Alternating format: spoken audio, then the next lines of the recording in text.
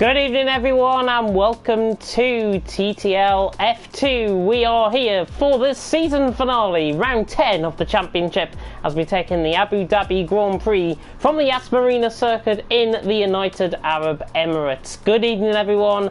Of course, I'm James Haig, going to be taking you through the action as always, and it wouldn't be a stream without him joining me in the commentary box as he has done for the rest of this season. It is of course Aidan Carter. Aidan, how you doing? I'm doing very well, thank you. Thank you for the lovely intro. Had to change it up. Final round of the season, obviously, here in Abu Dhabi. And it's good to get an escape from things with everything that's going on in the world right now. I think absolutely, especially with COVID-19 and things like that. It's definitely a good way to escape things, but obviously there's a lot more than just that going on in the world at the moment. And yeah, it's important issues raised throughout the world at the moment, but racing's always a good way to bring people together, even when people are divided as like they are currently. So fingers crossed we get some good racing today. Well, hopefully there's going to be no riots on track here tonight, and hopefully there's going to be no looting either. But I think the only form of looting I think we can give is that Trident could take the Constructors' Championship here tonight. They're well ahead of BWT Odden. I think it's something like 50 points. Just having a look through the Constructors' standings now, it's 51 points coming into tonight. Trident has surely wrapped up the Constructors, even if it's not officially confirmed. Yeah, I mean, I'm honestly shocked they didn't win it last time out. If I'm honest, I was almost certain that they were going to win the manufacturers last time out. I think my prediction was correct for Trident for the season. I predicted them to have a good season. They didn't get off to the best start in the opening 2 rounds, but since then they've just soared to the top of the field really, and they haven't really come under a lot of threat since then. So Arden have definitely put up a good fight. I would say they've definitely put up a good fight, especially with Vicmil and things, but they just haven't been on the same level really since the 3rd round onwards. Yeah, Vicmil has picked up, out of BWT Arden's points, he has picked up 182 of those points. That is how much I think he has carried the team personally. Speedy Suarez obviously has picked up 42 points as well. It adds up to 224, but when you put it that way, there is, I think there was a reserve driver in one day and filling in for BWT Arden. I can't remember off the top of my head, but they scored the 4 points that really mattered within BWT Arden to get them into 2nd place in the standings. Blizzard, of course, wrapping up the driver's standings as well. 242 points. He's got a 60-point lead over Vicmil. 2nd wrapped up for Vicmil as well.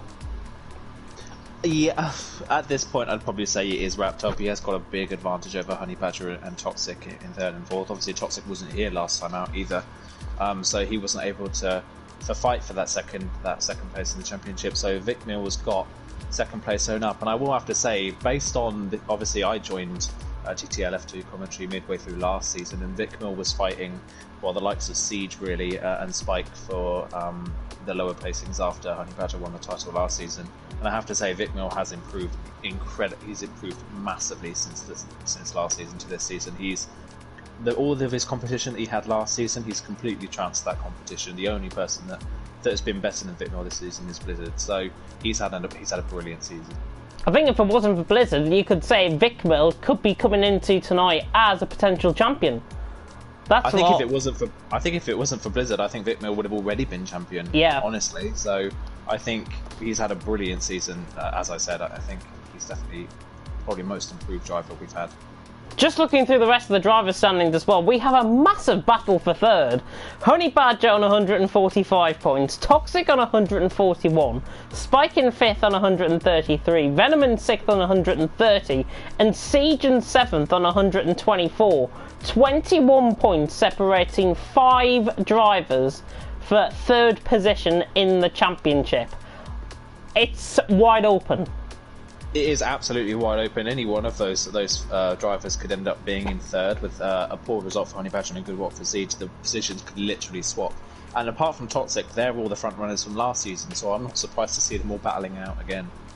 Yeah, Brandon Glover, just to fill off the top 10 of the standings as well. Brandon Glover's had a good season. He's on 72 points in 8th. Ollie Flavel, I can't believe he's in 9th after his wretched luck, I think, this season. He's on 51 points, and Sean in 10th on 43. Out of those names, Brandon Glover obviously has done better than Ollie, but Ollie has been, on numerous occasions, very unlucky.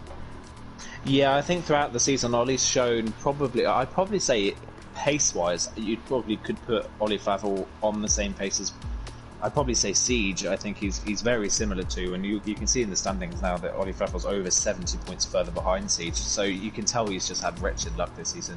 He has shown flashes of brilliant pace like Silverstone, he's had some brilliant results, but it's just tied in with the fact that he's been involved in other people's incidences, or there's been weather that's just not helped him at all, and it's just been a really unlucky season for him. And I'd probably, not on as extreme level, but I'd probably say Brandon Glover's kind of the same. He's shown flashes of really good speed, as he did last week.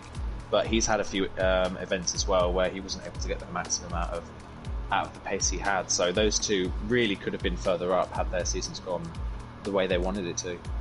Yeah, honestly, I think as well, battle for 10th, Sean and Speedy Suarez separated by just 1 point. Suarez on 42 points. See, Threekset on 37, Nino in 13th on 34, Mays in 14th on 21, Conti in 15th on 18, Lewis in 16th on 16. Lewis not racing tonight, not sure what the reason is. Graham in 17th on 7 points. Neon, Cam and Storm. YWR Storm yet to score points. YWR Storm will not be scoring points. He's not here tonight. IRL Neon, though, he had a relatively good debut, I think, last week, even if he got caught up in quite a few incidents, and even if he got caught up in a 3-wide battle between himself, Suarez and Nino. Yeah, I think Neon's been he had a really good time last time out. Obviously, he didn't get the results he wanted in the end. I mean, the battle that they had in the sprint race, I was amazed Neon didn't end up in the points with that race. But yeah, he showed some really good pace. Unfortunately, he was caught out by the conditions in the feature race, and that put him in the wall, and that caused him to get damaged. But before that, I think he was running in about 5th position. So for his first race, that's a really good showing. So hopefully, he can bring that same sort of pace today. It is Abu Dhabi, though. And we've got 21 turns awaiting the drivers here out on track tonight. 2 DRS zones, one down the back straight, I should say, between turns 7 and 8, and then one down towards turns 10 and 11 through the chicane of the middle sector. This track is very technical. First and third sectors, I think, especially, and the final sector more especially so. Very technical. It's going to be dry for both races. I think we know that pretty much guaranteed. How do you expect tonight to come and unfold? I think the same people that we saw at the front of the Russian grid, I think we might see the same here as well, because even though this track is technical, it has got quite a lot of similarities to Russia in that it's a lot of 90-degree angle corners, some chicanes. It's a relatively flat circuit, so there's not really any elevation change around the circuit. So I imagine we'll probably see the same people at the front that we did last time out. Just to confirm as well, MCL Venom, if you're wondering why he is not being shown on the right-hand side, he has a race ban. He has a race ban because of his incidents last week. He accumulated enough points to suffer from a race ban. So unfortunately, we can't go on board with our favourite Scotsman, but we can go on board with our favourite Welshman, and that is Little Romanino, and he is coming down towards turn 1 now, and we go on board of a lap here in Abu Dhabi. Hitting turn 1, very nice through that actually, Nino. Taking a nice third gear, now through turns 2 and 3. Fast flowing corners, don't take this flat out. Siege is retired from the session, could be doing the last to first challenge, but Nino through the first sector is well up on top. Z3 and Blizzard, Ollie Flavel well up there, Honey Badger well up there, but look at the position changes as they come through the chicane. Actually not as many as what I was hoping there, to be honest. Through the hairpin of turn 7 and now down the straight. Pretty much 3/4 of a kilometre in length this straight. Little Romanino now opens up that DRS and runs down towards turn 8. You can reach 200 mile an hour normally in the Formula 1 cars. In the Formula 2 cars, about 195 under the braking zone. Just above that, in fact, and Nino runs a little bit too deep actually, coming in towards turn 8. Through turn 9, onto the F2 pit straight. This is where the race will not be starting from. We'll be starting, of course, from the main home straight. Little Romanino now running down towards the end of the middle sector. Through turns 11 and 12 he will come up to, and so 105.1 through the middle sector. All drivers on a set of super soft compound of tyre. Spike, Blizzard, Honey Badger well up there. Nino just catching the curb slightly. Just losing a couple of positions, runs wide of the curb as well. Very technical, this final sector. Now we've got a triple right-hander. Through turn 15, 16 and into 17. Mitchie with brake just after turn 16. Into 17, very hard on the brake, very nicely there. He can pick up an invalidation through turn 17. Now through 18 and into 19. Looking very nice. This beautiful midnight light sky here in Abu Dhabi. And in fact, Nino has invalidated through turn 19, I think. Honey Badger, Blizzard and Z3 are well out on top. We'll catch on board with Nino as he comes down the final corner. He's still going to be looking rather quick. So Nino comes across the line. It would have been a 1:49, I think that was. But it is Blizzard who takes pole position and quite a few retirements. It's actually Honey Badger that takes pole. Oh, Honey Badger. Yeah, Honey Badger 0.3 of a second clear. He had a brilliant final sector, did Honey Badger, who was kind of level with Blizzard coming into it. And he stormed the last sector, so a brilliant lap, end of the lap there for Honey Badger. I think it's predictable that we normally see Blizzard on pole. I think that's why I said his name. I swear I saw it in first position. But anyways, Honey Badger takes it with a 1:48.3. Rightly so, 3.5 tenths ahead of Blizzard, taking it to the championship winner. Spike in third, Toxic in fourth. Good qualifying from him. It's Z3 in fifth, Vicmill in sixth, Suarez in seventh. Ollie Flavel, not too bad of a qualifying in eighth. He was well up there in the first sector. Neon in ninth, Conti in 10th, Sean in 11th, Mays in 12th, Siege, Graham, Nino and Brandon Glover have all either disqualified, or in the case of Siege, I think he might have had a moment out of turn 1 and possibly ruined the car slightly. So the Dams team will be working very hard to recover that car, and it is of course the feature race. It is of course a nighttime race as well, so the track temperature is going to be slightly lower than that of a normal daytime race. This feature race, we should see, hopefully, some good racing. Yeah, and I think for the first time in a while actually, Russia last time out is probably one of the easiest tracks on the calendar on tyres. Abu Dhabi is completely different, so we might actually see a bit more of a split in strategy. I think last time out we saw so many people going for the harder tyres to start off with, and we only had 2 people on the alternate strategy starting on the softer one, so we might see a little bit of a difference today. One person in qualifying that I thought did pretty well actually was Z3. Z3 has had a relatively quiet season, I would say. He's shown flashes of really good pace, but it's just not really come together for him. But qualifying 5th here and only about 2 tenths off his teammate, that's probably his best qualifying of the year, I'd say. Definitely, and the Norwegian will be carrying a lot of good form, I think, coming into tonight as well. But we are now 16 laps away on the feature race to be crowning, hopefully, a Constructors' Champion. And it is a massive advantage as well for Trident. Blizzard in second, Z3 in fifth. If the race was to not take place, then Trident obviously would be crowned champions. But Vicmill and Suarez starting right in behind Z3. I have a feeling there's going to be a bit of a switch in strategy, and as I can actually see one of the BWT Ardens off through turn 1. I hope that was not Suarez by any chance. I think it might have been. He spun last week as well. He was saying to me before TTL F1 League 2 commentary on Friday that he had spun on the formation lap and really didn't feel confident in the car. But him starting behind his teammate, surely I think they're going to gang up on Z3 to essentially force him out the way cleanly and try and get as many points as possible. That's what I think Absolutely. The BWT Arden game plan is. Yeah, it definitely is, to try and get past the Trident obviously thinks it, but their big problem is going to be Blizzard. They're going to have to hope that Blizzard has some sort of issue, because I think even if Blizzard finishes in the points, I think Trident has still got this one wrapped up. They're going to have to hope for something to go wrong for Blizzard today. I was actually just looking at tyre strategies. My prediction of people going for a split of strategies is completely wrong, because everyone's on the soft tyres, so everyone's gone for the harder tyre first. So it's obviously soft and super soft, which is 2 of the softest compounds you can get in Formula 2. They're the ones available today, and everyone's gone for the harder tyre first. So I'm going to throw out that prediction, put it in the bin, because that did work. So soft compounded tyres for everyone out on track. What we're talking about in terms of strategy around here, I'm thinking about lap 9, lap 10 for pit stops. Yeah, I'm thinking probably the same, but I think it may be around lap 10 or 11, because I think the super softs here die very quickly. So I think 10 or 11 is probably when we're going to see people come in. People can probably risk and pit on lap 9, but obviously tyre wear around this track is a killer. So you could come to the final lap and only have a tyre that's 1 lap older than someone around you, but you could be losing about a second a lap. So it's going to be really key as to when people come in. Suarez is clearly having fun on this formation lap. He spun again for the second time on this formation lap. I hope it's not a sign of things to come for the Spaniard. Hopefully he's just having a little bit of fun, because I know him, Blizzard and the likes are in a party together.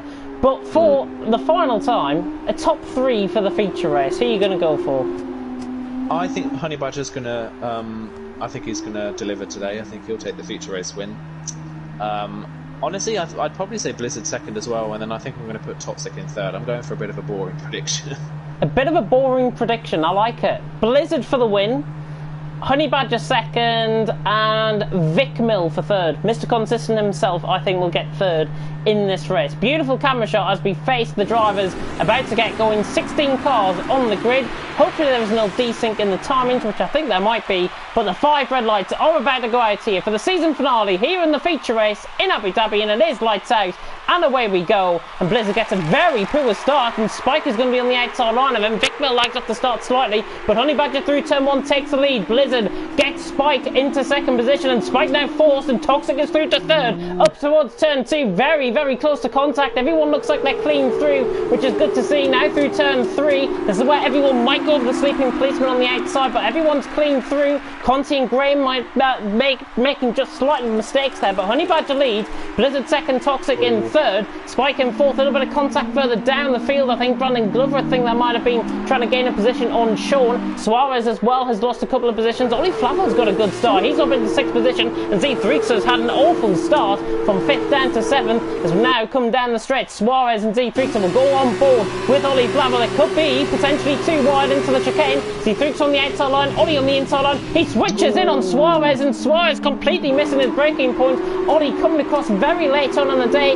To be honest, I think he had rights away the corner. He was going to be ahead always into that corner, so Oli, maybe a questionable move, but might be a 50-50 Vic Mill trying to go around the outside of Spike. This is into the second sector. This is through turn 11, trying to get the move done. He's still there, but Spike holds on. Oli Flavel down the inside of Nino. Nino, in fact, switching it back through. Can he get the move done around the outside? Look at Suarez. Look at Neon in behind as well. Neon tries to go wide. Nino's gone very wide indeed, and he's nearly into the bolts.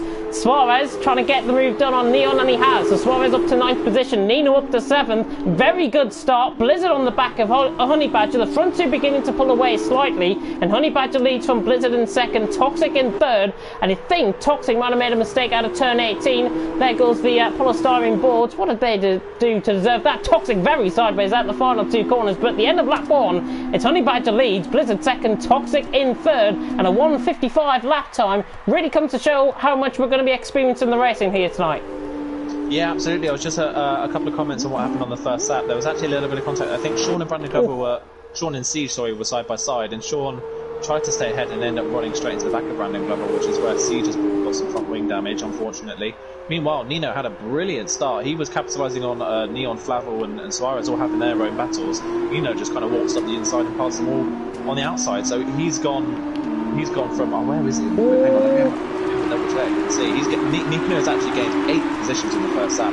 He's had an amazing start. I think probably one of the best starts of the season, and we kind of didn't really realise it. But he's coming on. He's got a bit of a gap to see things. So unfortunately, I'm not quite sure what the gap is. It's a bit of a desync in timings, unfortunately. Yeah. But yeah, now he's got a little bit of clean air to try and catch up to the front 6. Just seen Siege go around the outside of Sean as well. They were having a good battle through the first sector. They were side by side. Graham also got the move done on Conti, and there goes Sean down the inside of Siege, and he gets the move done. So the Campos man ahead of the dance car. We've got Spike on Toxic, so both Camposes losing out pretty much as the yellow flag in sector 2. It's Brandon Glover that's round. Through turn 9, side by side though, Toxic down the inside on Spike. Can he get the move done for third? Of course he can. Vic Mill could be there as well to try and come in on the favour. He's down the inside of Spike. Spike could lose out 2 positions. Very close to contact. Toxic gains back third. Vic Mill could gain back 4th. Side by side through 15 and 16. Very, very close indeed. Spike backs out. Vic Mill up to 4th. Good move. Good racing. Yeah, really well read from Vic Mill. He saw that the 2 in front were fighting, and he just waited for his moment to pounce, and he's up to 4th. Mr. Consistency himself already nearly at the podium. But Toxic's really struggling for pace. The top 2 have disappeared in front, and Toxic is making little errors everywhere at the moment, and he's starting to fall into the clutches of the people behind, which is exactly what Blizzard and Honey Badger want. It's exactly what the Ardens do not want. They do not want that Trident car Blizzard to get away, and unfortunately that's what's happening at the moment. 3 seconds already between Blizzard and Toxic coming on to lap 3. Honey Badger just running slightly wide there through turn 1, but Blizzard, yeah, trying to chase him down. 7/10 of a second behind. He set the fastest lap of the race and was quicker than Honey Badger, but Honey Badger has pulled away through the first sector. Toxic 3.2 seconds off. Goodness me, he was quite sideways there. Vic Mill, Spike, Z, Threexer, Nino filling out the top 7, and Nino's already onto the back of these guys. My God, the pace of him. He's going to get top 5, surely. He's actually, I think he's faster than all of the guys in front of him apart from the top two. I think he's absolutely flying. I would say he was probably about 1.5 seconds behind TTX at this point in the lap last time around. And I was just going to DRS straight past the man. Easy move. So really much pace easy. at the, yeah, so much pace in that MP Motorsport car. He's doing Venom proud. Venom's obviously not here because of the race ban. Nino's flying the flag at the moment for MP, and he's doing a brilliant job. And you can see that Spike is still trying to get back past Vicknell, but we know that Spike runs higher downforce setups. He never really goes to something that's fast in a straight line, and around Dhabi, oh, that's Blizzard! Really going to Blizzard's gone into the back of Honey Badger! I can't believe it, he's totally messed up his braking point. Sorry to cut in on you there, Aiden, but Blizzard has gone straight into the back of Honey Badger. Both of them make contact. There's no front wing damage, I don't think, which is absolutely remarkable. But Blizzard, left side. Left side end plate damage for Blizzard. That's really costly now. That's going to really cost him later on. Meanwhile, Neon had a crash. I don't know if he crashed with someone, but he's ended up in the wall at the exit of the chicane, and he's out of the race, unfortunately. Yeah, turn 9 for Neon. I think that might have been just a catch of the oversteer. Toxic, very close to the wall there. My goodness me. He was close to the wall coming through turn 19. But it is Honey Badger who leads 1.5 seconds the gap to Blizzard. And now Honey Badger has got a 3-second time penalty as well for corner cutting with that contact. I'm sure he will try and protest that as much as possible. But he should gain 3 seconds, no problem, I think. I think, yeah, you can already see 3/10 in the first corner for Blizzard, and this is where Blizzard's going to struggle a lot in these high-speed corners. You can see already 2 seconds down, so he's going to be losing time, and he's now going to start to fall back into the clutches of the people behind as well. So this is really not helping Trident out in the manufacturers. He thinks he's doing a pretty solid job at the moment in 7th. He's not quite able to keep with the guys in front. At the moment, the biggest problem for everyone in the top 5 is Nino. He's absolutely flying up to 6th already. I think he's getting 10 places now in this race. And he's on the back of Spike, so he's got so much more pace in that car. I think he's going to absolutely fly forwards. Meanwhile, Spike on the back of Vicknell maybe for P4. He's going to come back at the Arden drivers. Might have a look, but there's another DRS straight. He's going to go for it though. The end of the straight is he's gone too deep. Late. Yes, Vicknell switches him back, leaves him enough room on the inside of the corner. Spike has to run on the curb. Whereas Nino in all this, Nino's right behind. Nino going to capitalise on the two in front fighting. Spike has DRS again on Vicknell. Vicknell's going to have to move to the inside to defend this one. Double top for Nino. Yeah, Nino's going to try and make it V-wide as he knows. He's just going to back out of it, but Spike isn't going to make the move stick on Vicknell. Vicknell slams the door shut. Fair driving from Vicknell there, and Nino isn't able to capitalise either. But these guys falling away from Toxic now. Toxic's stopped making a few errors, and he's not under pressure anymore from people behind. He can set his sights firmly on Blizzard. Yeah, he's 1.7 seconds behind. That gap was 2 seconds just a couple of corners ago. Nino nearly into the back of Spike. Coming through as Spike picks up a 3-second time penalty. Already the gap is nearly 3 seconds for Honey Badger out on track. Blizzard in 2nd, Toxic in 3rd, Vicknell in 4th. But as you say, Nino is absolutely charging through the field. He could try and go for a move down in towards the final corner here on Spike, or is he going to wait towards turn 1, I wonder? He's going to have a bit of a half look. Oh, goodness me. Yeah, Toxic's just made a mistake as well in the penultimate corner. We nearly lost it on the exit. He's lost a bit more time. Those little mistakes that he kind of falls foul to at the moment. Starting to get back in. He's wide in turn 1 again as well, so he's got to try and calm it down.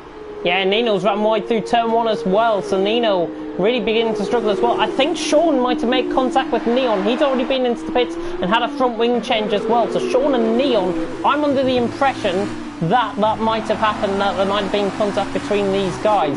Toxic making mistakes though behind Blizzard is allowing Vicknell and Spike possibly into contention. Hell, we could see a 6-way battle for 2nd here, possibly. We could, absolutely, yeah, because Efuxa is still hanging on at the moment in 7th, isn't he? Ollie Flav was a little bit detached at the moment, but he's still there to pounce if anything happens. Meanwhile, Spike on Vicknell. Spike's a lot closer this time around, but Vicknell really late on brakes. Oh, there's a bit of contact there. Spike's a little bit sideways. Vicknell's still up the inside. Spike a little bit more contact. Nino's now going to try and capitalise on that as well. Spike's through, but bit of desync inside. Yeah, a little bit of desync there, but he's up the inside. Vicknell's also got DRS though on Spike.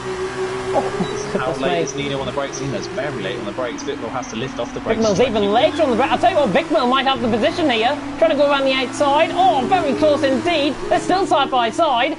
Just watching this from Z3's point of view, as you do, and the Norwegian catching back up as well. Nino and Vicknell are still side by side, through 15 and into 16, and Nino's round the outside of Vicknell. What a move that is, and great respect between them both. Fantastic stuff. Yeah, brilliant driving from them, and Nino's made his way through up into 5th place now. Can he keep up with Spike? Toxic still has not caught Blizzard yet. It's still over a second. He is bringing the gap down, but not anywhere as quickly as I thought he would. Meanwhile, Honey Badger nearly 5 seconds clear out in front. He's going to absolutely sail off into the distance at this point. Honey Badger coming back like the champion he was last season as well. It's like the changing of the old guard, this. Honestly, second half of the season, Honey Badger's really come alive. The first half of the season really didn't go his way, and that's kind of what cost him a run at the championship. But this is the Honey Badger of old that we saw last season, like you said. He's had a brilliant run in the last few rounds, and he's continuing it on today as well. Nino not beginning to make any inroads on the back of Spike. Well, just as soon as I said that, he's gained about a 1/10 of a second. Toxic has picked up a 3-second time penalty. I'm under the impression that's his first time penalty that he's picked up, but he's now on the back of Blizzard, and he needs to try and make this stick sooner rather than later. These tyres will begin to wear off at around this point in the race.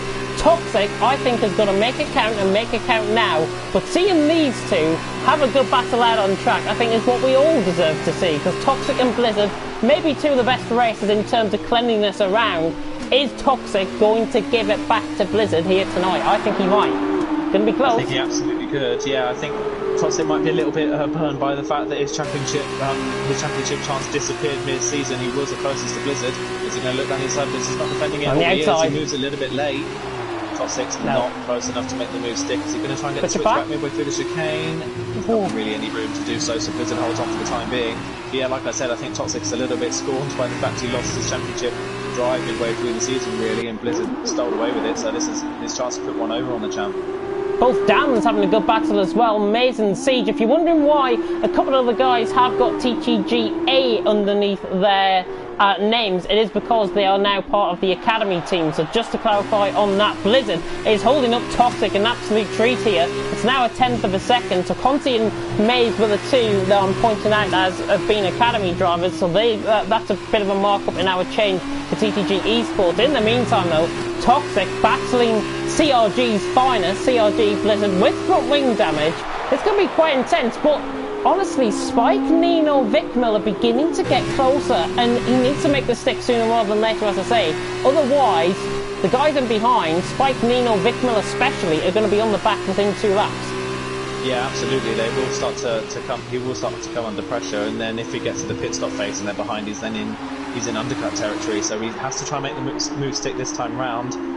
Spike's dragging Nino and Vicmill with him, so it's becoming a little bit detached now, but there's still 3 people that can steal a podium away from Toxic. Is he close enough down this straight? I'm not quite sure he is close enough down this one. He might have to wait for the second DRS straight. Closing his face. Here he comes.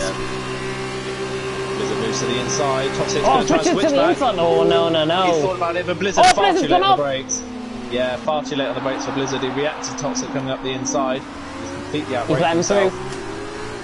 Yeah, he slowed down to try and not get the penalty and still got one. He's come back onto the track, but Toxic's through. And Toxic is now up into second, yeah. Yeah, he just wanted to make sure that he wanted to get that move done in case Blizzard tried anything, but I know Blizzard, he wouldn't have tried anything at all. And now Toxic up to second, and that's what was needed, I think, for Spike, Nino and Vicmill to catch up. And I've got to be honest, Vicmill is down the inside of Nino. I was just about to say, he is looking quicker than Nino at this point in the race, and he has done. He's got the move done. Oh, here's Nino, got the outside line through turn 15. It's just about Vicmill's position, I think. He's now through, and he's up into P5. So the Mr. Consistency himself could be landing himself in a podium. My prediction, by the way, is going completely out the window. Yeah, Nino's meanwhile actually trying switching to come back. Brilliant. Is he going to try and switch back into the penultimate corner? Has he got the move? No way. Vicmill's still there. There's time. He's got it. Wow. It's still side by side. Actually, Vicmill's down the inside. Goodness me. Is he going to hold on to it? He got a brilliant exit from the corner. Is he going to get it into turn 1? Does Nino keep it down the inside, or does he give up on the position? No, Vicmill stays in 5th. Wow, brilliant racing between these two. The ultimate respect shown between both of them there. Mr. Consistency himself, maybe he's got a new taker to that crown in Mr. Consistency of Nino, who just catches the curve, and as soon as I say that, I've commentators cursed him and he's off track. Let's not speak about that. He just about saves it though when he gets away with it and stays in front of Z3, so he just got away with that one, but you can tell that the tyres are starting to go off at this point. Gotta be honest as well, Blizzard just within DRS range on Toxic. Toxic, I think, would have pulled up a bigger gap than that. It's 9/10 of a second. Blizzard has got enough, I think, to try and stay within contact, and Toxic obviously has been making a couple of mistakes so far this race. Drawn back into the pit, I'm not sure if he's going to retire the car or not. We've got both Dams battling as well. Siege and Maze down the inside. Here comes Maze around the outside in towards the chicane at turns 8 and 9. Maze trying to get it on the switch back. Not quite, but both Dams cars fighting quite hard. And yeah, Blizzard staying within contact on Toxic. 0.5 of a second separate, and in fact it's less than that. I honestly think Toxic should have pulled up a bigger gap, and he could have made the move sooner than what he did. I think, yeah, Toxic, I'm surprised that Blizzard was able to stay in DRS range, and in fact Blizzard's only within about 0.5 or so he's sticking with him at the moment, even with the front wing damage. So I am definitely shocked that Toxic's not pulled that gap yet. Meanwhile, Spike has closed into within a second of Blizzard, so Spike is, I'd say at the moment, faster than the pair of them, so look out for him when the pit stops come, because he might try and drop Blizzard there, and then he might be able to want to take the fight to Toxic. We're not seeing any pit stops yet. We should be seeing, as I say, around lap 9, lap 10, maybe lap 11, as the super softs wear off at about 5% rate around here. Everyone on the soft compound of tyres. And if you're just tuning in, where have you been for the first half of the race, man? Goodness me, I hope you haven't been rioting or looting or anything like that. Honey Badger leading the way, Toxic second, Blizzard in third. We've been treated to an ultimate treat, and I think Vic Mill and Nino could be one of the best battles I think we've seen so far this season. It really is. It's kind of a battle between the old guy and the new guy, really, isn't it? It's a battle between Mr. Consistency and the man that gets the podiums all the time, and the up-and-coming kind of rising star of TTL F2, really, isn't he, Nino? So it's kind of wise versus young, youth versus experience. Let's see which one of these comes out on top. I don't think Nino's close enough down this straight to repass Vic Mill, but he'll definitely be close enough for the second straight. Meanwhile, Blizzard still within DRS range of Toxic. Is it Maze in the background? I think it is. It's Maze in the background of shot. He's spun through turn 7 on the exit of the hairpin. I think he's just caught on a bit too much power there. Saw that from a mile back. So Maze is round, and he was running in 11th position. So he has now lost a couple of positions, and he's dropped down behind Graham and Brandon Glover. Both Carlings now ahead of the Dams driver. Yeah, that's such a shame for Maze. He was looking possibly on for a reverse grid pole shot, but it's not quite worked for him. Ooh. Meanwhile, Blizzard is actually coming back at Toxic. Blizzard was almost down the inside into the chicane, and Toxic's really struggling for tyre grip. Blizzard, even with the front wing damage, is able to keep up. It's looking actually faster, even with the front wing damage. So Toxic hasn't been able to pull away, and in fact in the last lap he's been about a second slower than Honey Badger on this lap alone. So Honey Badger's disappearing off into the distance. Yeah, Honey Badger not coming into the pits just yet as well. He goes out for another lap. Blizzard, a massive moment. I don't know how he kept that one out of the wall, but fair enough. Good driving from him. And Blizzard's He's into the pits. Does he change his front wing? That's the key. Is he going to decide to change his front wing, or does he keep it like it is and try and undercut Toxic and then just stay ahead even with the front wing damage? I honestly think with the undercut around here, it's best probably not to change the front wing. I would probably say the same. And by the looks of it, he is changing his front wing. Yeah, he is. It's going to cost another 4 or 5 seconds, I think, with the front wing change. It's going to be about a 12-second pit stop here. It's going to lose even more time than that, because obviously there's less people in the Formula 2 pit stop than Formula 1, so the people that usually change the front wheels have to change the front wing, so he's going to lose about an extra maybe 8-9 seconds in that pit stop. That's going to drop him way down the field. He can afford to, though. He is the champion-elect. He is already being crowned champion, technically. But, in the meantime, we're going to get round 3 between Vic Mill and Nino. This is running down the straight towards turns 8 and 9. And now Nino could waltz past the pole man here. And the pole is not going to really defend this one. Very late on the brakes, though, Vic Mill. Nino trying to go around the outside. Good correction of oversteer there from Nino. And Vic Mill just about hangs on. But the second part of the straight is where it all matters. Down into the braking zone of turn 11.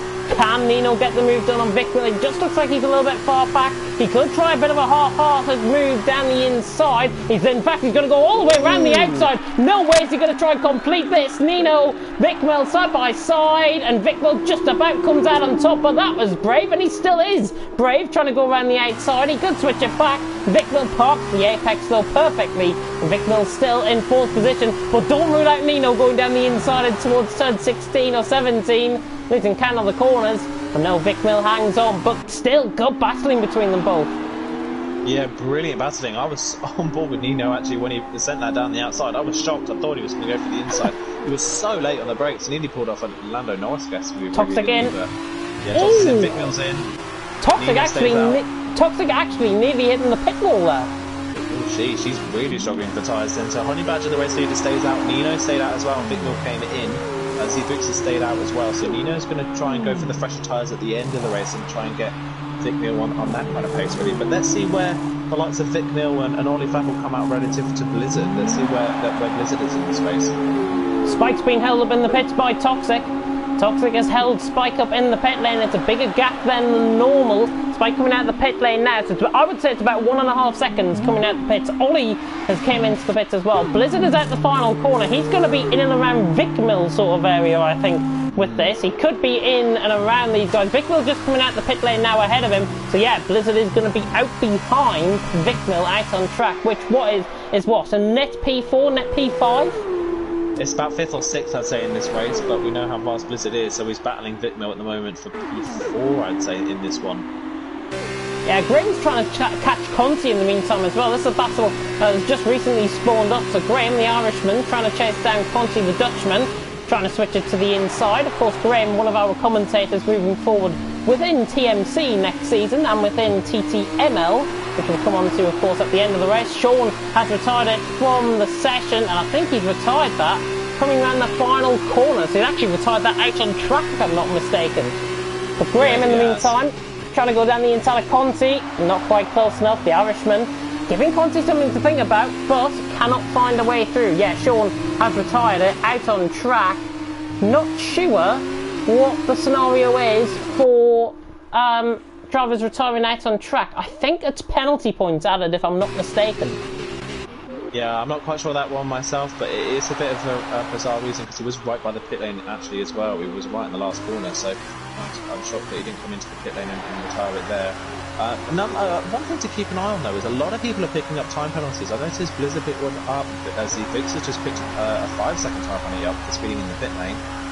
Vic Mill picked up a time penalty just recently on this lap as well, so did Spike and did Toxic as well, so that's one thing to look out for. I really think that the penalties are going to play a big part in this race. Honey Badger, by the way, is already coming out of the pits while Toxic is just about coming down towards turn 1. So this is how much of a gap Honey Badger has got over Toxic. Blizzard with the new fastest lap of the race. Nino is going to be very close to Vic Mill here. In fact, he's not. He's going to be very close to Blizzard. And they're both going to be pretty much side by side coming out of the pit lane. So it's a race of who wants it most. Welshman against the Brit. And I think the Brit with the overspeed is just about ahead. It's nearly side by side through there. And Blizzard just about comes out on top. And he's in a current 5th position out on track. But he has got the new blood of Nino, who's just picked up a 3-second time penalty. Another commentator's curse there. Nino trying to get the move done, and I tell you what, he's up for it. He's really up for it. He's trying to battle the championship leader. He's definitely close enough. You can see just how fresh, even with 2 lap-on tyres, how fresh those super softs are. He's got loads of grip. Does he think about a move down into the chicane versus defending the move? Here comes Nino. Does he go to the outside? He does again. This is Nino's favourite move, isn't it? Going to the outside for a braking zone. Blizzard holds on to the pace for the time being. Tried to get the switchbacks to try and get the best exit, but ended up just catching the rear of Blizzard's car.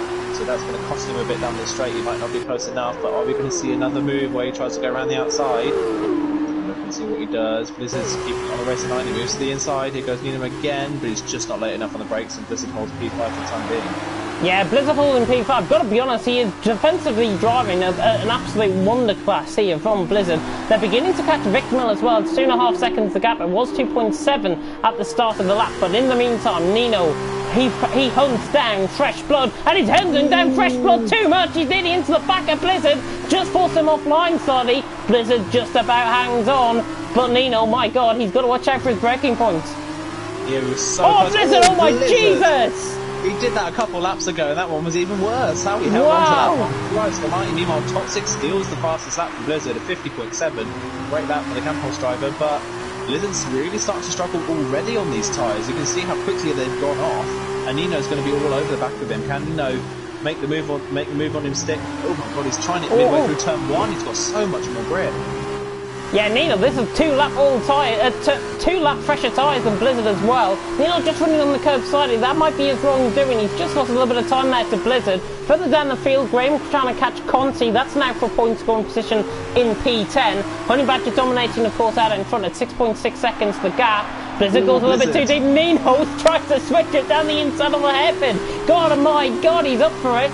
Jesus Christ. Nino now on the back of Blizzard. This is running down the straight. That's 13 out of 16. Thank you very much for tuning in. You're about to see Nino, I think, waltz past Blizzard down towards turn 8. This is his favourite move, trying to go around the outside. He's got the car ahead this time. Blizzard to the inside line. I think he's just about going to get the move done. Is he, Nino? Down the inside. Catches the sausage curve on the inside. It's now going to be side by side. Who's got the DRS? It is Nino that's got the DRS. I thought they might have both had it, to be honest. Nino in the meantime trying to go around the outside. A little bit of contact between them both. The Welshmen round the outside of the Brits. But the Brits later on the brakes. He switches it back. And that is Nino parching to the Red Sea. Wow. He gets past the championship winner. And Nino has sailed it down the inside. Brilliant reading of the scenario. And he's through it. He's up to 5th. My God, he's a talent going forward.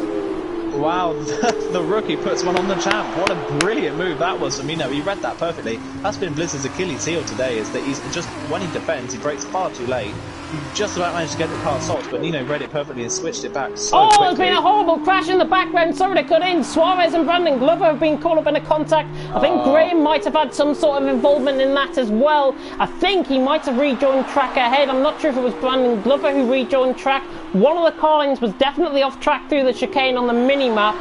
So there's contact. Brandon Glover and Suarez caught up in it, and both have received end plate damage. And in fact, Brandon Glover's got no front wing. That's such a shame for those guys, and that, I think, puts BWTR out of it now. Blizzard and C3 to 6th and 7th, and Vicno only 4th. I think that's it, really. Trident have got this one sewn up now. And look at Nino, though. Look at the gap. Look at the amount of time he's taken out of Vicno and Blizzard already. He's already broken DRS to Blizzard behind, and he's taken, like, what, 9/10 of a second out of Vicno in 2/3 of a lap? He's flying. He's flying, and he's on the back of Vicmill. 1.3 seconds the gap. This is unbelievable. He hasn't got any DRS, neither is Vic Miller ahead. Blizzard does. He's just within DRS range, actually. I don't know how. I wonder if there's a glitch in the game there. Blizzard, though, trying to catch onto the back of Nino once again. Very late on the brakes. It's not going the champion's way. He got signed, sealed and delivered a move by Nino just a lap ago. And, well, Nino, I've got to be honest, if he signs up for TTL F2 next season, oh my God, we're going to see an absolute treat. I think he is. I think he's a foot in for a championship fight next season if he decides to sign up. Top 6 with another time penalty. I think this is 3rd in this race. That's really going to cost him a possible podium here. But I think Nino is he's a real talent for next season if he decides to sign up, because he has got so much pace and so much confidence in the car for only his 3rd round of the season. So he is a real star of the future. Spike, in the meantime, has picked up 6 seconds worth of time penalties. Toxic has picked up 9 seconds worth of time penalties. So Spike has just got to maintain a 2-second gap, and he'll be ahead of Toxic by a second. So essentially, think of it this way: Spike has got 1.2 second buffer over Toxic in theory. Nino is already on the back of Vicmill. My God. Nino is so confident in the last sector of the lap. He's so much faster than everyone else around him in the final sector. He took about 0.8 of a second out of Vicmill, and he took 0.9 of a second out of Blizzard. And remember, this is Blizzard, championship winner, on fresh supersoft with no front wing damage this time round. And he's just been left for dust by Nino at this point. Nino outperforming, I think, everyone in front of him. And I honestly think he could win the sprint race. And I'm making that prediction right now on lap 15. You can at me later on if I don't get that right. Nino, though, in the meantime, on the back of Vicmill, I think you can probably see where this one is going to go, to be honest. The BWT Arden, I don't think, has got the legs to defend off a charging MP Motorsport car, and Nino is down on the inside line. He's got a sign, seal and deliver it. A little bit of contact. Vicmill trying to go around the outside. To be honest, I've got to be honest, I think Vicmill might have just been a little bit too selfish trying to go around the outside there. It was always going to be Nino's move. He's up to P4, and Vicmill cannot defend that position at all, but he is going to try and come back at him, and he could try and come back at him down the inside, but he's not close enough. Nino hangs on to P4. Brilliant stuff. Nino lost I was going to say, after the pit stops, Nino lost about 2.5 seconds to Vicmill in just staying out an extra lap, but it's paid off massively for him. And I'll tell you who else is paid off for, and that is Honey Badger, because Honey Badger came at the pit lane and he lost about 2 seconds to Toxic. The gap was down to under 6.5 seconds. The gap is now double digits, over 10 seconds. Just a lap extra, lap fresher tyres puts so much more difference in these tyres. And Nino, actually, how many penalties does Nino have? Because if he doesn't have any, he could steal a podium away from Toxic and Spike. Nino has got 1 penalty. Wow, so if he can get within 3 seconds of Spike, then that's him stealing a spot off Spike and possibly a spot off of Toxic as well. It's not totally out of the question, to be honest. And this is the final lap. The rest is 4.4 seconds, 1.5 seconds essentially to gain to be within striking distance of him out on track. I think that honestly, the more the corners go by, it's going to prove a bit more difficult, I think, for Nino to try and close in the gap. Somebody that is closing the gap, though, Siege on the back of Ollie Flavel. This is for P8 and P9. This battle, again, has spawned out of absolutely nothing. And Siege is looking onto the back of Ollie Flavel. And he's another one that is suffering on, pitting on a lap older tyres. Siege now surely going to try and get this move done. Down the straight we come. It is, of course, the Sabre Junior car against the Dams. The Siege will be hoping to try and get a snaffle, a couple more points out of Ollie Flavel's pocket. And well, he's definitely going to snaffle a couple of points out of Ollie Flavel's pocket, because the Jersey man has no response. Siege is down the inside, or is he? He is down the inside and he's through and he's up to P8. But Ollie Flavel arguably driving one of his better races. Yeah, it's been a pretty clean race so far for Flavel. He's not quite had the pace of the people in front, but he's kind of just run around on his own, doing his own thing. He's been running in P8 the whole race. Here he just goes. lost the first grid to Siege. Is he going to try and fight back? He has to. He has to from reverse grid. Oh, he's around the outside trying to do a Nino. Not quite going to work though. Just doesn't have the grip really, but we don't know about penalties yet. But also a good recovery from Siege. Siege obviously retired from qualifying, so he ended up at the back of the grid. Honey Badger around the final corner and has won the race. C3 is out. C3 is out and that's through turn 16. So C3 is out of the race. Ollie Flavel gifted reverse grid possibly. Toxic has picked up another time penalty as well, so Nino was going to be dropping down behind Nino. Yeah, Spike across the line in second, Toxic third, Nino across the line in fourth, and is 7/10 of a second off Spike, so he caught up quite a lot of time late on. Toxic fourth, Vicmil fifth, Blizzard in sixth, Siege and Ollie Flavel are going to be coming across the line in seventh and eighth. And yeah, this says they are. So Siege and Ollie Flavel on pole position for the sprint race. Conti and Graham coming across the line in 9th and 10th. 5-second time penalty for Conti. Mays coming across the line in 11th. And Brandon Glover and Suarez, well, they got caught up in a bit of an incident coming through this chicane just a few laps ago. And now they're down in 13th and 14th position. But they are going to be 12th and 13th, actually. This could be still a good battle to commentate on. So Brandon against Suarez. Spaniard against Brit. And the Brit will be hoping to try and come out on top. Suarez is down the inside. Oh, that's a little bit of commitment. He tried to go for the inside move. Never going to pull that one off. And I think Suarez might just have to tone it down a little bit. He's really wanting this, but Brandon looks like he's just going to keep that car ahead. All he needs to do is keep the car in front. And it'll be in P12, providing he hasn't got any penalties out on track, which I don't think he has. Suarez trying to dive it down the inside of the final corner. Never going to pull that one off, I'm afraid. And Brandon across the line in P12. And yes, Suarez had a 3-second time penalty. Came across the line in 13th. Good battle to the end, though. Yeah, good battle and a good race in the end. A really good race. I don't quite know what happened to Sigrids in the end. I don't know if he hit the wall or anything, but that was a really bizarre retirement and a bizarre part of the track, really, to retire on. So that's a real shame for C3. He ran a really good race and was running at the same pace really as his teammate for probably the first time this season really. So it's a shame that it's ended up in retirement. I have a feeling he's tried to cut the corner through 15.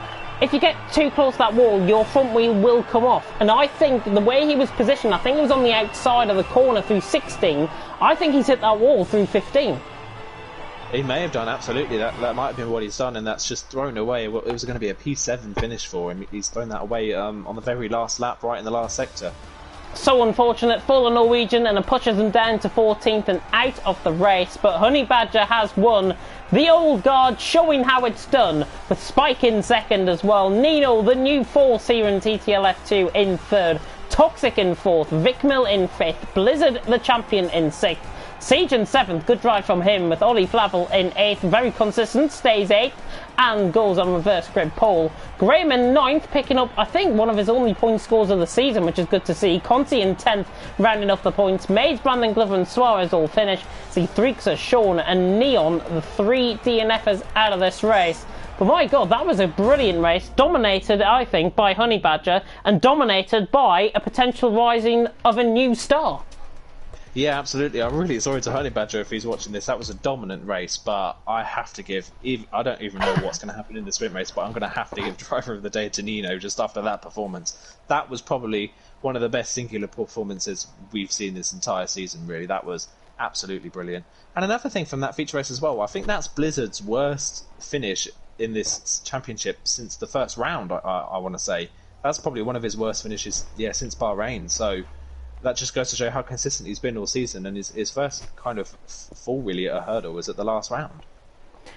Yeah, and that is the case, I think, with Blizzard. Obviously, one bad race. He can afford to have a bad race, though. He's already been technically crowned champion. Nobody can catch him out on track. He can afford to have a bad race. I thought, honestly, he would have been up for trying a bit of a last-to-first challenge, to be honest, in the sprint race. But like we've seen in the sprint races this season, and like we've seen around here in Abu Dhabi, I don't think that's probably the best thing to do. Absolutely not, no, because you can always guarantee that something crazy is going to happen. And actually, in the end, Blizzard's in a pretty good spot. He's in third, so he's got a good shot at winning the sprint race from here. Yeah, Blizzard starting in third. Ollie Flavel, though, out on top. Are we going to see friends and foes work together? Ollie and Blizzard have been through the ringer in terms of league racing. They're the best of friends, I like to call them, within the league racing community. Does he help Blizzard go for the win, or does Blizzard in turn help Ollie get the win and try and control on the back of Siege? That'll be an interesting perspective, I think.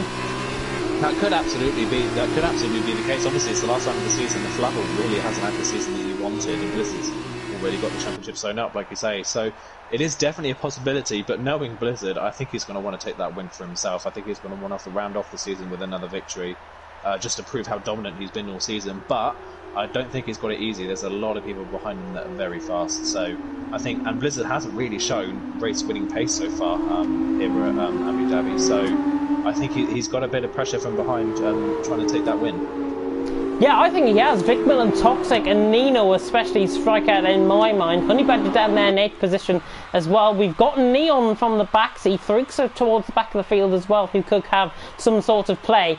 I'm not taking any bias here, but it would be lovely to commentate on an Ollie Flavel victory for once. I don't think I've ever done it, but I'd love to see him on the top step of the podium. And he won't be doing that if he knocks the ball out of the way, which he has just done. I think it would be nice, wouldn't it, after the season he's had. We've commentated over Ollie Flavel having brilliant possible results and it just going horribly wrong at the last moment. And it has been such a shame, really, for him. It would be nice to see him pick up that win in the very last round, but I doubt everyone in the field is going to be that nice to him. I think he's going to want to fight for it, and so is everyone else behind. So he's going to have to put up a sterling defensive drive if he wants that win. Well, we've had 6 individual winners out of our drivers that we've had on this season in TTL F2. Toxic, Spike, Honey, VRT Lyronics, Blizzard, and Honey Badger, and Venom, sorry. So those 6 have won individual races this season, whether it be feature race or sprint race. Obviously, we've seen the win there of Honey Badger once again, picking up his 5th win of the season. What's your top 3? I'm going to go for Honey Badger to take the double. We haven't seen someone take the double. We haven't seen someone take the double in a while, and I think Honey Badger's really going to do it. I think second Blizzard, third. I'm going to go for Siege in third. Take it away. Okey-dokey then. We're waiting then for the lights to come on ahead of the drivers. How long? It's a lot longer holding the feature race, but lights out and away they go. Who gets the best start? Someone's a bit slow off the line in the background. Ollie Flavel though gets a good start. Blizzard tucks in behind Siege, maybe looking to the inside, not quite able to do it. Spike's really late on the brakes in the background. He runs a little bit wide, so does Toxic, but Toxic's made his way past Vicmil already, so he's had a brilliant start. Top 8 disappearing off into the distance though. They've already built a gap to 9th after 2 corners. You've got Ollie Flavel with a really nice lead out in front. He's holding on ahead of Siege. Not really a lot of action going on behind. Everyone's kind of single file. Nino just fending off Spike. Honey Badger just fending off Brandon Glover, who's had a brilliant start. Brandon Glover's up 3 places already in this race. He's up to P9. Vicmil has a massive slide on the exit of the hairpin. That's going to allow Nino to go around the outside. There's no DRS though, so it's all going to be about setup. And look at Spike trying to go. He's nearly completely off the track. That's a really bizarre move from Spike. I could barely see him on the screen. He's completely off to the left-hand side and he's off the track, but they're 3 wide into the chicane. Who's going to be late on the brakes? Oh, there's going to be squeeze there. Nino's going to get squeezed in the middle. Honey Badger's trying to capitalise. Still 3 wide. Vicmil holds on to P5 somehow. Honey Badger has to back out of it. He just wasn't left enough space. Here comes Brandon Glover now. Toxic meanwhile has made his way past Siege, and he's already on the back of Blizzard is Toxic for P2. Toxic trying to go all the way around the outside of Blizzard for P2. Blizzard squeezes him to the apex. Toxic though around the outside, he's not quite able to pull the move off. Meanwhile, Nino somehow holds on to P6, and he's down the inside of Vicmil for P5. So he's actually made the move stick on Vicmil, has he finally? Yeah, Vicmil's run out of road, but here comes Spike again. They're basically 5 wide in the background. Look at that, they're 3 wide through the kinks. Oh, Vicmil loses out to P8. Brandon Glover stays in 9th somehow. Honey Badger's up to 7th. Oh, and meanwhile, Nino's run wide. They're still 3 wide. Vicmil round the outside of Honey Badger. Vicmil's just going to hold on to 7th. Brandon Glover tries to have a look at Honey Badger but can't come through. Spike makes his way up to P5. Nino holds on to P6. But what a battle between those guys. How on earth they didn't crash. Oh, Spike is sideways for the penultimate corner. He just about keeps it at the wall. Brilliant save. And he keeps it just ahead of Brandon Glover in P8. So he's still in this fight. But Jesus Christ, what a battle that was for those guys. But Nino's now nearly 3 seconds off the back of the lead group. But out at front, Toxic is looking incredibly fast. And Blizzard's not quite on the pace of Flavel at the moment. He's not quite able to keep with him. But Toxic's looking the races to the top 4. But Jesus, what a lap.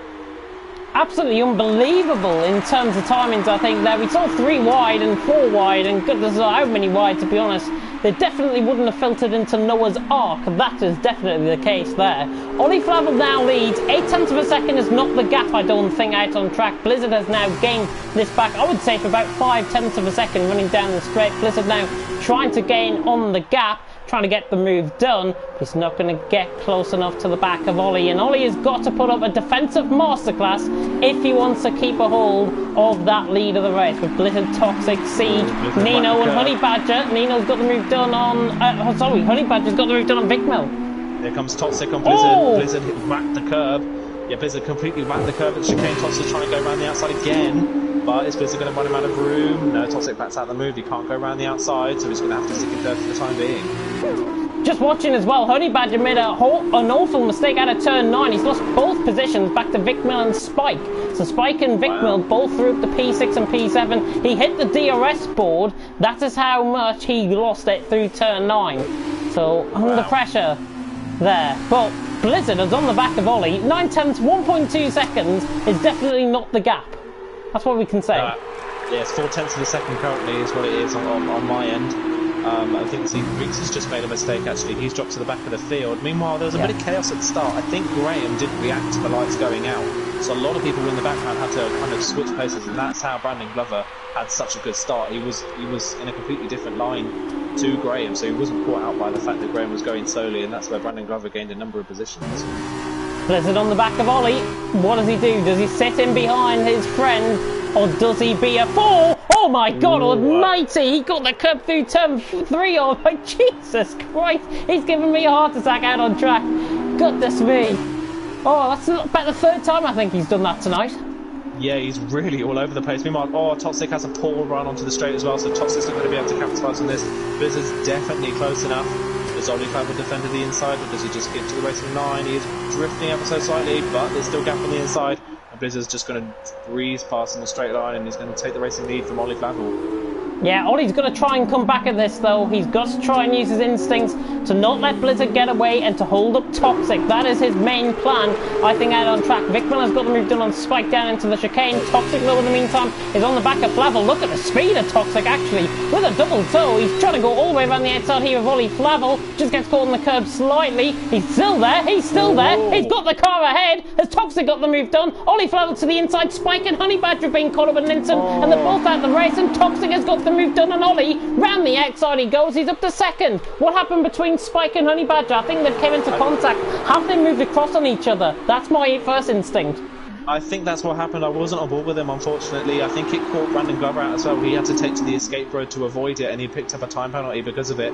But that's what happened between Honey Badger and Spike. I think they moved on each other in the braking zone, and they ended up hitting the cars into the wall, and they're both out of the race. What a disastrous end for the top 2 from the last race. Both of the drivers out of the race. Both the drivers out of the race, and that is what the sprint race can do to some of the drivers out on track. Spike has already left the session. We thank him for participating throughout the season. Blizzard has set the new fastest lap of the race. Top 4, though, I fear, are going to begin to battle. Siege very sideways out of turn 1. And now Nino The flying man of the feature race is now 1.8 seconds off the back, and I think arguably he's looking quicker than these guys ahead again. He is again. He's been slowly taking chunks of time out of them, and he's been running in clean air, so his tyres aren't going to be overheating in any way.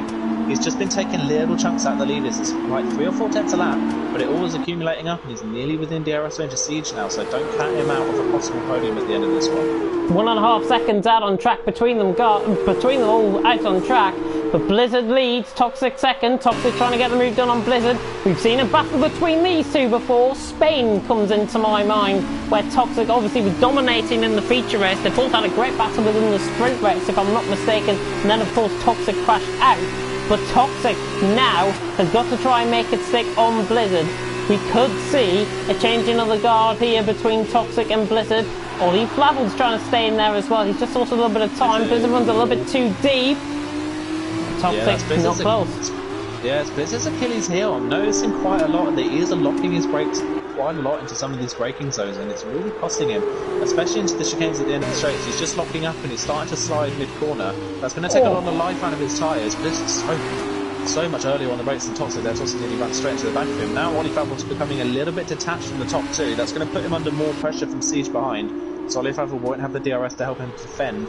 Siege at the moment isn't quite close enough, and again, Nino is so much more confident with the guys in front of the last sector, and he's taking tenths a sector now out of Siege, tenths a corner out of Siege, and he's almost within DRS range now. Meanwhile, Blizzard sets the fastest lap. Toxic made a little mistake, I think, in the last corner, so that's giving Blizzard a little bit of breathing room. Yeah, Blizzard, I think, might be.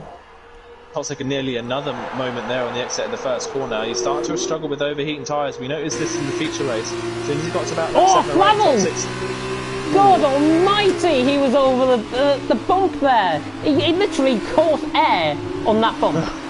Wow, brilliant. So that's this rallycross stuff. He's trying to take the rallycross track around this one, isn't he, Ollie Flavel? But yeah, Toxic, we noticed from Toxic in the feature race that once it started to get to the end of the stint, he really started to struggle with tyre temperatures, and he was starting to slide all over the place, and he's now out of Blizzard's DRS range because of it. So, is this where Toxic now starts to fall back into the clutches of people behind? Brandon Glover for P6. Oh yeah. Oh my god, the closing speed as well. They're calling down the inside of the BWT Arden. And Brandon Glover, I think, signs, seals and delivers this one even before the corner comes. Realises that Vic Mill could try and come back, and he's just perfectly parked it on the apex. Nice defensive drive, nice attacking move as well. Brandon Glover, the overall package with that move. He's through, he's up to 6, but is he? Because Vic Mill's now around the outside, the pole against the Brit, and I think the pole might repay him back for that one. He's around the outside, Brandon Glover gives him good respect, and Vic Mill soon, he's back up to P6, but now Toxic beginning to lose time to Blizzard. Nino 9 tenths away. I noticed though, running down the first straight, he did not use his DRS. I'm not sure if he used that on, if he didn't use it on purpose, or whether there is a failure on that DRS. Maybe, yeah. We have noticed as well, some people have been getting DRS when they haven't quite been in the zone, maybe. So he may not have been in the zone to get the DRS in fact, but he's definitely close enough now. Siege is starting to close a little bit more on Flavel, and Toxic isn't able to regain the time that he lost on Blizzard because of that mistake. In fact, he runs a little bit wide in the last corner, so Blizzard extends that advantage. So it's all starting to go up maybe for about the third now. I think the tops are starting to go away. Meanwhile, Toxic's so wide in turn 1. As was Ollie Flavel, they're really starting to struggle on their tyres, and Siege is nearly pushing Ollie Flavel through the first sector. Here's Siege right on the back, nearly catches the bump again, does Siege that time around. But it'll be very interesting to see again if Nino tries to use the DRS here. This will be the indicator if he's got a wider failure in that DRS system, the drag reduction system of course here in Formula 2 and in Formula 1 as well. Let's see if he uses it. I'm on board with him. Let's see if he uses it. No! Yes, he does. He does. Thank goodness for that. It's not a failure, it's just him not using up his DRS. So that's what we can come down to. Siege in the meantime. Conti's had a spin. I think he might have had contact with Suarez there, if I'm not mistaken. Yeah, I wasn't quite able to see that one, but yeah, Conti's gone on the exit of the corner and he's dropped right down to the back of the field, which is such a shame. I think he was on... Yeah, look at this. Nino's down the inside here. I can guarantee you, Ollie Flavel through the middle. Can he sandwich himself in once again like he did in lap 1? Oh, Flavel's back from an absolute mile back. Oh my god, what a move. Nino trying to go down the inside as well on Siege, but Ollie Flavel, he was from an absolute mile back there. It was all signed, sealed and delivered for Siege, but Flavel just came back down the inside and has just launched it. Fantastic move, Daniel Ricciardo-esque. Yeah, really late on the brakes. Oh, Nino's too late on the brakes. He's contact, Siege is round. Siege is landing into the wall. Siege doesn't pick up any damage, but he's going to have to wait for everyone to go past and rejoin safely, which is such that's a frustrating. Shame. That's a real sad end to the season, really, for Siege, isn't it? It's been a frustrating season for Siege. He was probably Honey Badger's closest challenger last season, and it's just not worked out for him this time around. So, a real sad end to the season for him. But that's going to put Graham now back up into the points after his poor start. Graham was really starting to come alive at the end of the season. He had his first points in the sprint race in Russia last time out with a P6 result, and now he scored points in the feature race as well. So, and he's on the back of Sean for 9th. So Graham's really starting to pick up pace now. Yeah, the Irishman really beginning to come into play. Siege has inevitably retired from the session. He's crashed that actually at the final corner. So that's how frustrating it was for Siege. Inevitably, I think, if he tries to rejoin track in a dangerous manner, I think he would have caused a little bit more carnage within the field. So Siege opting for the wiser option, I think, not trying to take any risks, not trying to ruin anyone else's races, and that is why we see him now out of the race through the final corner. He rejoined track perfectly okay, so Siege out of the race, and another one that scored very highly within the feature race, out of the race here in the sprint. Yeah, another key player really in these races that's dropped out. That's going to put a number of people who haven't scored points a lot this season up the standings. I'll tell you one thing to look out for in the standings though. Ollie Flavel he's still got DRS covered to Nino. Could Ollie Flavel possibly pass Brandon Glover for 8th in the standings in this one? Is he close enough to do so? Where did he finish last time out, did Ollie? Let's have a look. He finished in 8th. 8th in the feature race, and Brandon Glover was out of the points. You're right. So yeah, actually Ollie finishing 8th. What was that? 4 points the gap. Let's have a look. Oh, very, very sideways moment there from Graham. Just got on board with that behind the back of Sean. Just coming into tonight then, Ollie was on 51 points, Brandon Glover on 72. I don't think it's enough. Yeah, it's definitely not enough at this point then, and Ollie Flavel now starting to come under pressure from Nino again. So Nino looking for a double podium in this one. He's had a brilliant time so far. Another championship battle as well. Suarez was only 1 point behind Sean coming into this one, and I don't think either of them scored in the first race. So where they finish in this race is very key to their championships, and they're both 8th and 9th at the moment. They're very close to each other, so these two fighting for 10th in the standings, and at the moment it's in Suarez's favour by a point by the end of this race. I was just about to say that. Suarez has got a cheeky gap of a point over Sean coming into the end of this race, but this is how it stays as it is. But with the point system that we've got for the sprint race, of course it is 4, 2 and 1 for 8th, 9th and 10th. I think I'm right in saying that. 15, 12, 10, 8, 6, 5, 4. No, actually he'll be only scoring 1 point ahead of Sean, because he'll be scoring 3 points and Sean will be scoring 2. They're in the season on exactly the same amount of points at the moment. So it goes back on count back. Yeah, I wouldn't know out of these guys who's got the count back at the moment. I'm not quite sure. Suarez has obviously had a short season. Meanwhile, Sean's actually coming back at Suarez now, down into... Here comes Nino. Nino down the inside of Ollie Flavel. Well, he just lets that one go, I think. Nino down the inside. Sean has actually left the session. Nino down the inside on Ollie. Gets the move done to the Welshman through, and he's up to 3rd. And my God, he made that look one pretty easy. Ollie, I think, should have defended that to the inside. Out of turn 9. Graham capitalising on Sean leaving the session. Suarez had to defend from Sean, who then left the session, and Graham's now going to try and take the pair with them. He had a look at Suarez, it wasn't quite close enough, but he's up to 9th now. Sean's joined back, so hopefully he can get back in the points. He's dropped behind Neon now. Neon is looking to score his first points in the championship in the last race of the season, but Graham now all over the back of the yard and car of Suarez. Suarez has got left side end plate damage as well. Yeah, I'm not sure where he picked that up. It might have been on the first lap. Siege. Maybe. Yeah, maybe it might have been involved in that, but yeah, Suarez are obviously running around with front wing damage. Look at Graham, so much more confident on the on the outside of turn 20. Switching it back. Suarez understeered in the penultimate corner. Go for it down the inside. Here comes the Irishman. Graham down the inside of Suarez, trying to get the move done. He's just about got the car ahead. Suarez will have to fight with left-sided end plate damage through a left-sided corner. Graham around the outside. Suarez very late on the brakes, force him wide. Graham off track, he rejoins on, and Suarez, Graham just has to give up the position. But now switching it back around the outside of turn 3, here comes Neon as well, down the inside. It could be 3 wide towards turn 4. Goodness me, Neon trying to go around the outside. Is he going to go around the outside on Suarez? Graham boxed in, kind of. Neon to the inside line. God almighty, how on earth Graham has not made contact with any of these guys is absolutely beyond me. Neon has sailed it round the outside of Graham, but Graham is still there. The Carlin man is not giving this one up without a fight whatsoever. It could be 3 wide down towards turn 4, down towards turn 8 even. Neon has got the move done on Suarez. Suarez is made to look like a sitting duck. As now Graham tries to go for a dive down the inside on Neon. Neon very late on the brakes. This is going to be Graham's position. Surely around the outside, and it is. Graham has picked that up perfectly. Brilliant reading of the scenario, and Graham is through and he's up to 8. Fantastic stuff.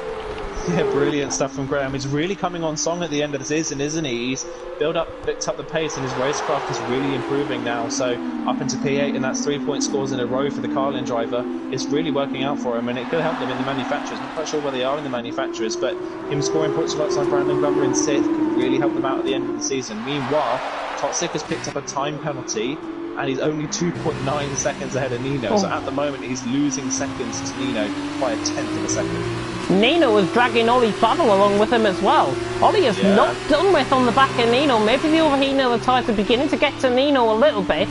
Ollie's beginning to control this race, and arguably he's looking around the same pace as Nino, and he's just trying to stay in there. First sector, I think, is his weak point. Final sector looks his strong point. 9/10 of a second, yeah. Nino just beginning to pull away that gap. But Nino he's got took half a... I'm sorry to butt in. Nino took half a second out of Toxic in the first sector alone. I don't think Toxic made a mistake, but that was an incredible first sector from Nino. 2.5 seconds. The gap now between Nino and Toxic. Remember, Toxic has picked up a time penalty. I think it might actually be a 6 seconds worth of time penalties for Toxic. No, it's not. It's just 1. Blizzard has picked up a warning. Nino has picked up 2 warnings, and Ollie Flavel's picked up nothing at all.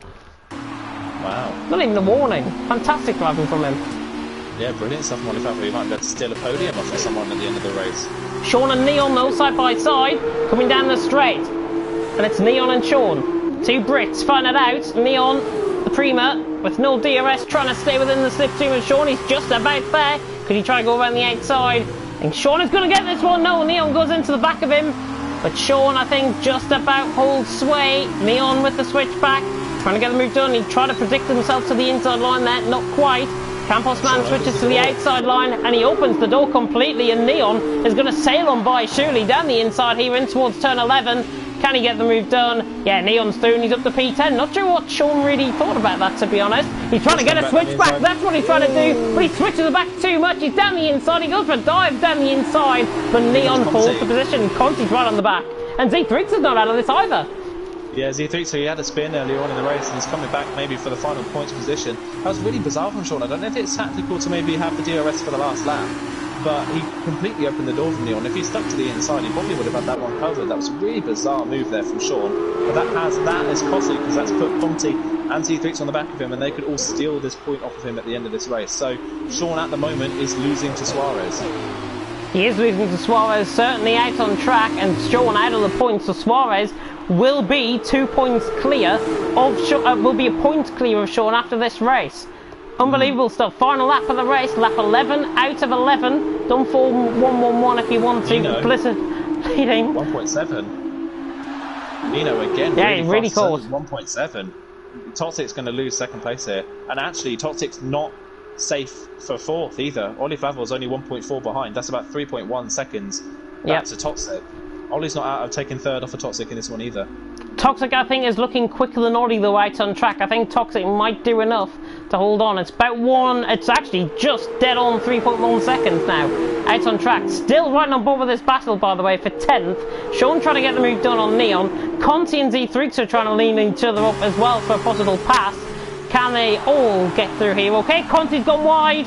Conti overbreaks himself completely through the corner. Z3 has sailed on by, and Conti now down to 13th. That is his race pretty much over and done with, I think. Brandon Glover in the meantime is on the back of Vic Mill, and Toxic got another time penalty. So Ollie and possibly Vic Mill into play. It could do. I'm not quite sure if Vic Mill's quite close enough, but it's definitely Suarez 3-second time penalty. And Neon. And Neon. Goodness me, Blizzard round the final corner, takes the fireworks, takes the win, and takes the fastest lap as well. So Blizzard across the line wins. Nino's picked up a 3-second time penalty. Toxic across the line in second, but it is Nino across the line in second. It's Ollie Flavel who gets up to second. It wasn't quite a win, but I'll take that, to be honest. Vic Mill across the line in 5th. Brandon Glover in 6th. Mays has somehow ended him up in 7th position. Didn't even see him through the race. Fantastic drive. Mays across the line in 7th. Gains a lot of time on Brandon Glover. Graham across the line. Oh, Suarez! He's crushed coming across the line. Neon, Sean is going to lose the position to Z3 down the inside, and Sean gains the 10th position. So they're tied for points. Oh, they're tied for points. Where does that put them God. In? Wow, where's that going to put them? It's one of those moments, isn't it? It's going to be really close to see. But I'm just looking at the standings as well. Nino's going to actually steal this one off them. Nino was only 9 points behind Sean coming into the event, so Nino's actually going to end up stealing those points off of them in the end anyway. So it's going to be a fight for 11th now. A fight for 11th, and it is. I think it might be down to who's scored more consistent throughout the season. I think, to be honest, it's Sean that has scored more consistent throughout the season. Sean, I think, might pick up 11th. Suarez might pick up joint 11th as well with him. But it's the old, you could say it's the old guard once again. Dominant drive by Blizzard, hardly commentating on him during the race. Thought out that gap. Trident have got the Constructors' Championship wrapped up around their waist, and Blizzard puts on a masterclass. Yeah, and that's what a brilliant way to cap off the season, really, isn't it, for Blizzard? Just goes to show how brilliant his season has been and how dominant he has been. Just to round it off just like that as well. Yeah, great way to enter his first season in TTL F2. Great way to round off the season as well. I've just received another 2,500 XP. Fantastic stuff. You have to love a bit of XP from Codemasters, appreciating your work. But it is Blizzard who takes the win out on track. 8.9 seconds in the end. Ollie Flavel second from pole. I think he drove a consummate race, but a good race nonetheless.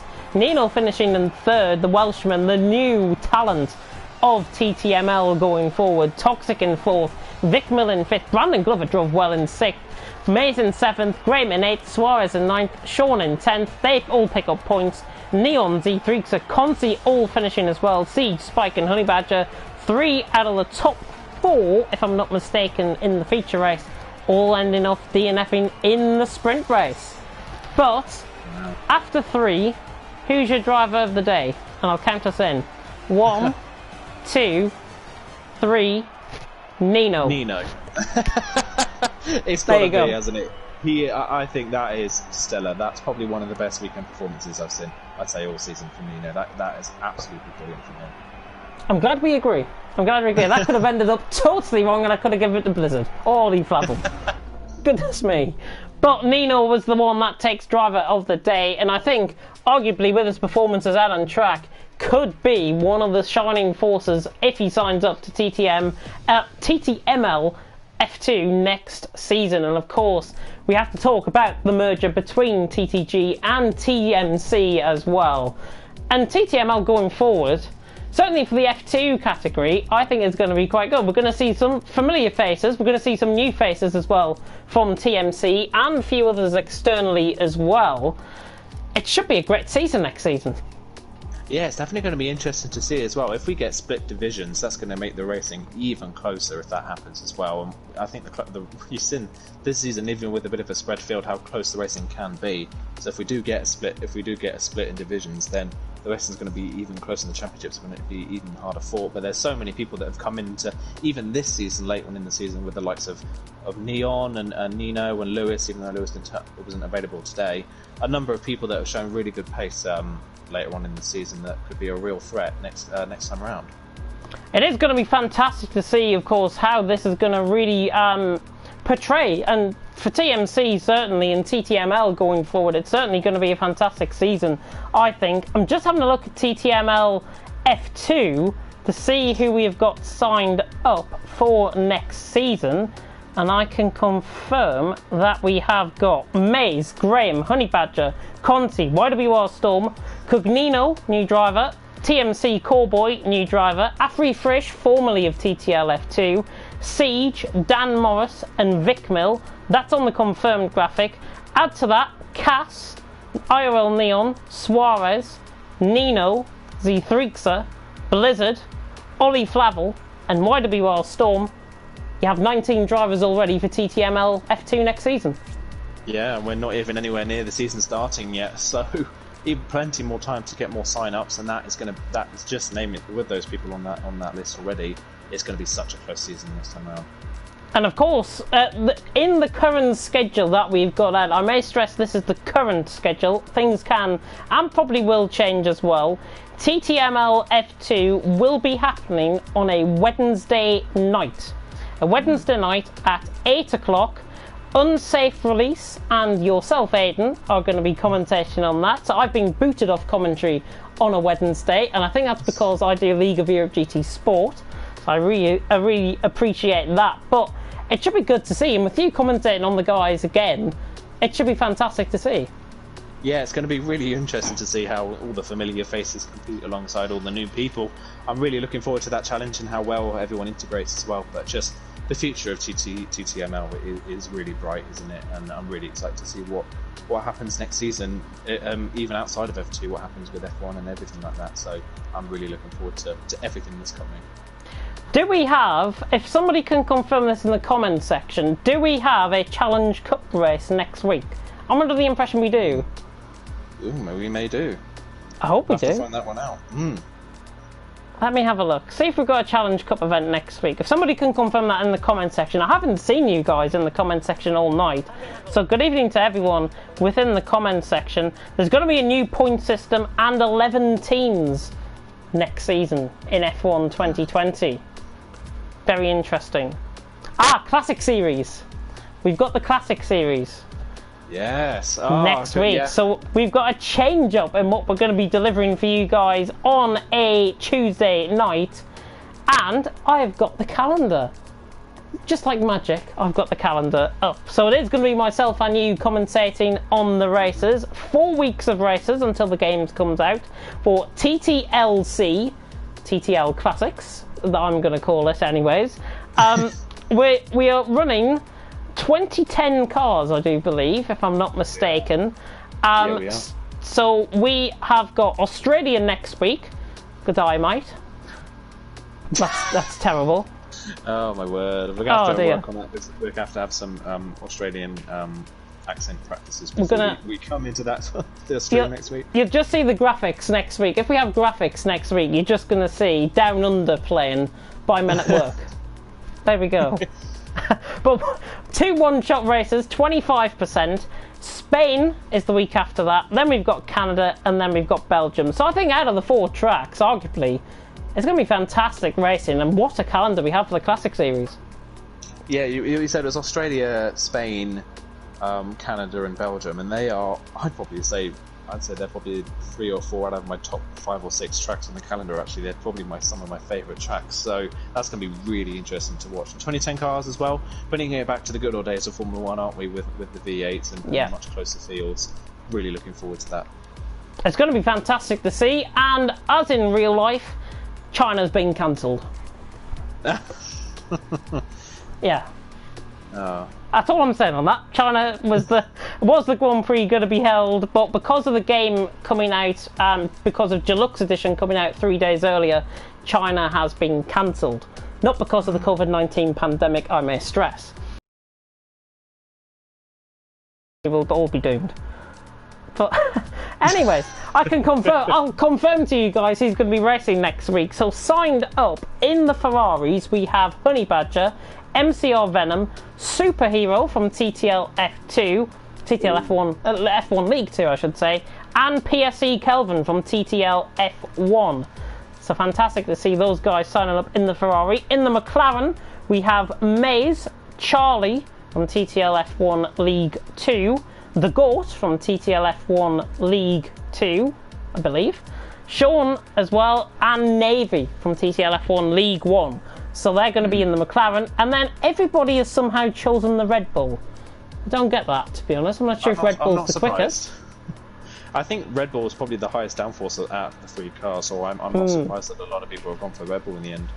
So in the Red Bull, we've got Siege, Vitinho, the Brazilian, FC Bart from Project Cars 2 from CRC, TTG Conti, Casper is back in TTL Classics, Mashiro, the defending champion from TTL F1 League 2, and 030X who I don't think we've commentated on this season at all, or I certainly haven't, and he could be a new driver. He could be, yeah. That could be interesting to see how well he performs. But it's a good split of drivers across all of the cars, so it's definitely going to be interesting to see who comes out on top. But the Red Bull team, I would say, looks pretty stacked, to say the least. So I think if there is a manufacturer's classing next time out, then look out for Red Bull. They look like they're going to be pretty strong. And let me put out a request as well. Can we have Calspur, please, within Classics? Can he drive the Classics, first of all? And if so, I would love to see the TTL F1 League 1 champion in, along with the TTL F1 League 2 champion. And could we get Blizzard in next week as well? That'd be fantastic. That'd be unbelievable. Having all 3 champions racing, that'd be sensational. I really would, yeah. It'd be interesting to see which one would come out on top in a completely different category. Blizzard. Probably. Bound to be with his You never know. You never know. We look at the race that happened today for Blizzard and it didn't go his way, so anything can happen. So the TTL Classics is going to be coming up next week, and that is from the 9th of June, runs right through to the 30th of June, so 4 weeks worth of racing. I start my new job as well on the 29th of June, so hopefully I'll be able to make it for that, just a day before the Classics commentary. But, yeah, that is pretty much it for tonight. Aiden, I'll hand over to you. Any last words? I don't really have any last words. I think it's hard to believe that this was my first full season of TTL F2. It feels like I've been commentating over this for years, but it's been a brilliant season. I have to say, there's been some really standout performances, and it's really exciting for the future as well. What some of the drivers that we've got coming in, and the merge of the two different leagues as well. There's so many new things coming up. So many things that we're excited for, but I'm really happy to have been commentating over F2, and I'm happy to continue commentating over it in the future as well. And I'm looking forward to the Classic Cup as well, so I'm looking forward to pretty much everything under the sun. Everything is going to be fine and dandy, I think, in TTTV going forward. And of course, we've got Challenge Cup events coming up this week as well. So TTL F1 League 1 and TTL F1 League 2 on both Thursday and Friday. You're going to be treated to a 100% race around Britain. Oh, nice. Fantastic stuff. Hell on earth for me, because I'm doing it 2 nights in a row. That does sound quite fun, actually. 100% race around Britain. Is it bad that it's my first 100% commentary? Wow. Okay. It's actually you'll probably go quicker than you think. Actually, it'll end up going much quicker than you think. But hopefully, there's a lot of people competing, so that they can keep you entertained for the whole hour. It'll be fantastic, and I hope we get to see some fantastic racing within TTL F1 League 1 and the League 2 Challenge Cups as well. But from myself and from Aiden, thank you so much for watching, and until next time, goodbye.